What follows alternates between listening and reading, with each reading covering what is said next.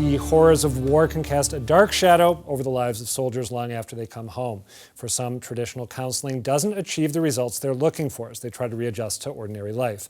But now an innovative program at the Brockton VA is using art as a means of healing. As Christina Quinn found out, this approach has been so successful, it could be implemented across the country.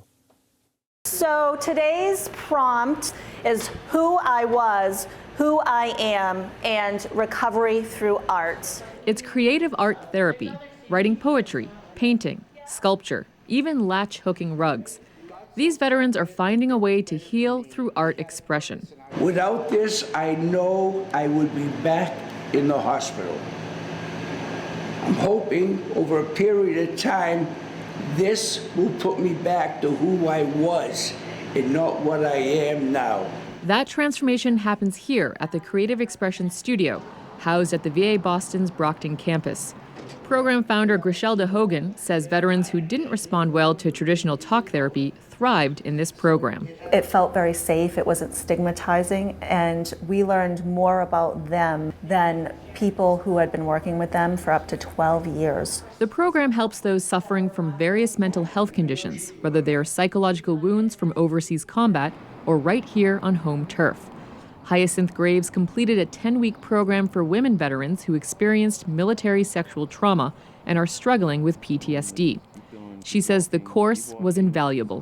Whether you're knitting, you're painting, sculpting, you've opened your creative side, and it lets you know that the trauma is not what you're about. And thanks to a grant they were just awarded from the VA Center for Innovation, Griselda Hogan and her team will be able to build out the program for VAs nationwide to follow. The plan is to add a wellness center, which will include yoga, farming, and mindful meditation. Basically just finding any kind of alternative route to wellness that doesn't always have to include me sitting in a room with you and asking you a bunch of questions. They're shaking up the status quo, and it's working.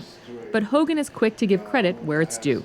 For me, one of the most important parts of the program is the veterans co-own this program with us. We don't do anything without their guidance, without their feedback, so they'll guide us to where they want to go. And for these vets, making art is one way to get there. And Christina Quinn joins me now. Christina, good to see you. Good to see you too. So I know that the therapist in your piece said that this is not as stigmatizing for a lot of people as talk therapy, but I was struck watching the video you got of the dearth of younger men engaged in this kind of therapy. So I'm wondering, is it maybe a stigma attached to it for that particular demographic group? No, actually, on the contrary. They do have a number of veterans who are in Iraq and Afghanistan who are suffering from PTSD involved in the program.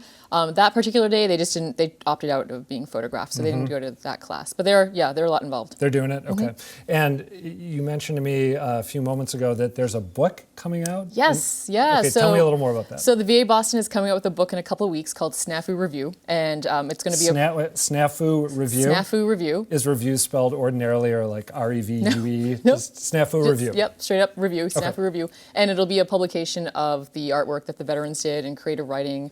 And I actually caught a glimpse of some of the artwork, and it's really beautiful. So they're going to be rolling that out in a couple of weeks. Is it pretty heavy stuff, I would assume? Some of it, yeah. I mean, you can look at it and see that there's, the artwork definitely evokes, a lot of healing, but you can sense that you can just see that they've been through a lot. Yeah, so, deep trauma underneath. Yeah. All right, Christina Quinn, thank you. Good to see you. Thanks, Adam. Good to see you.